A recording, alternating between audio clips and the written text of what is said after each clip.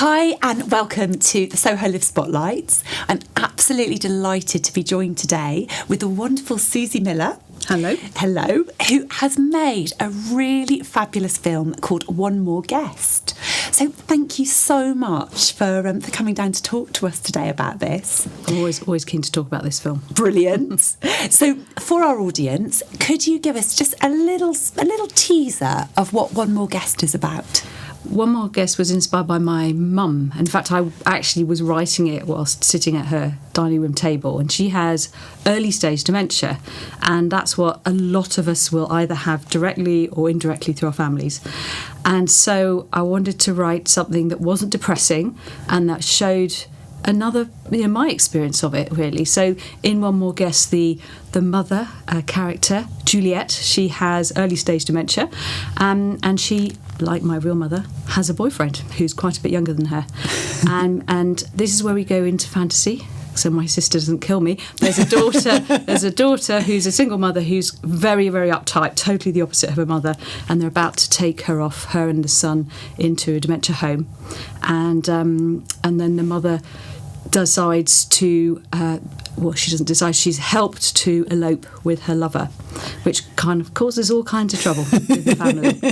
And it's that tensions in the family. Anyone who's been through a relative with dementia, even at the early stage, before they still recognise you, but they go into a different world, and it causes a huge amount of trouble in families. It's quite a shock to a lot of people. Yeah, no, it is difficult. And what point was it that you decided that this would be something you wanted to make a film about? Well, I just started at the Met Film School at the time and had to write something. Right. And I was, I guess it just came to me. There I was with my mum, and I just thought, she's so in the now. It's like Zen. And as I learned to adjust my expectations and just hang out with her and see this other side of her, so she never used to be interested in birds or what anything's happening. She was a real go-getter person, and I started to enjoy that side, and it was kind of good for me. So I just thought, this is something I've not seen. Dementia stuff's always depressing. I hadn't watched The Father at that point. I think it hadn't actually been released. Lovely film, but my God, is it depressing. So I wanted to show something, another side of it that's a bit more hopeful for people and more about the issues. A bit like any form of disability, the problem isn't the person who's disabled, it's the attitudes of everybody else in society that actually causes the problem. Yeah, oh God, that's so true, isn't it? And also, I suppose that the timing of it, because, mental health and dignity with ageing are things which I don't know if you agree with this, but around COVID, that seemed to be really highlighted it. I think a lot of people who just didn't even think about it were suddenly very aware.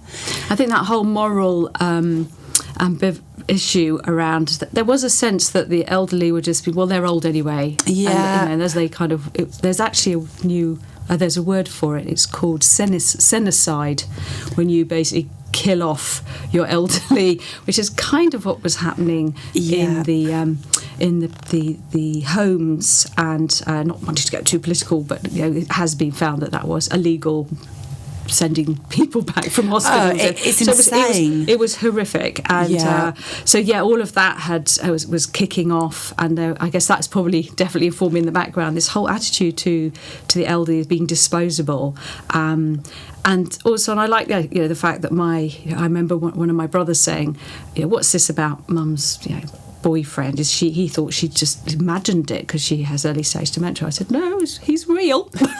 so this, we make, as younger people, we make assumptions about our elders, and just because someone's got early stage dementia doesn't mean they haven't, just because they're a woman doesn't mean, and elderly doesn't mean they don't have a very good sex life. My mum's often said, I'm so sure she won't mind me saying this, that she has a better sex life than her daughters, and I just feel that kind of humour and reality, and I don't see that on the TV, and I don't see that way of presenting early stage dementia at all, really. It's just, we have to feel sorry for these people, and it's a diminutising people instead of going, well, actually, this is another phase of their life, actually. Yeah. And they need a bit of help. They're not going to pay the bills on time. things will be chaos. You need to step in and step as a family and work together to support them. But that doesn't mean that they and you can't have a great time together and a great quality of life. Absolutely. And something you've touched upon there as well is the humour. And actually, I love that you used this when you were making the film. And was that something that you went, right, when I write it, I'm going to do it this way? Or did it just come? I wanted to have humour because my mum's she's funny, she's great fun to be with. I mean, literally a lot of the things that she says that I think are funny anyway, they're real things that she says. And it's literally one of the lines. I took, as she was saying it, I said, right, I'm using that, and I literally typed it straight into the script. So I was just reflecting my own experience and what I see in it. And I think for most people's experience, there's a lot of humour in all kinds of things, even in difficult things in life. Yeah. And it seems silly to sort of remove that just because you're going to put it in a film and you want to be all sort of serious. Well, that's not real to me. It's just really reflecting the reality. And also because it is a difficult subject, and I like difficult subjects, and if you don't use humour, people aren't really going to want to watch them. So it's also there's a very subtle hint about euthanasia in there when at the at the beginning where she the throwaway line, if I lose my marbles, will you just get rid of me? And it was more at that point. It was more really to show that her. Reflects the kind of common belief that if you start to lose your marbles, then you're just not really worth anything anymore and you have nothing to live for. So that's where she's starting from. It is again topical, that whole thing. What point when you think life should be over,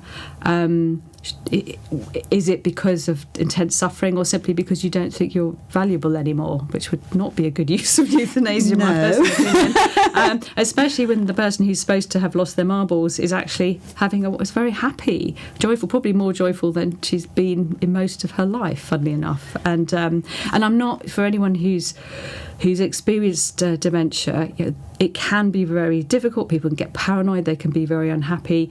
But if they can get into a space in their life where they're well supported, they can actually be very joyful and live very happy lives. It's just a different life than perhaps the one they left before.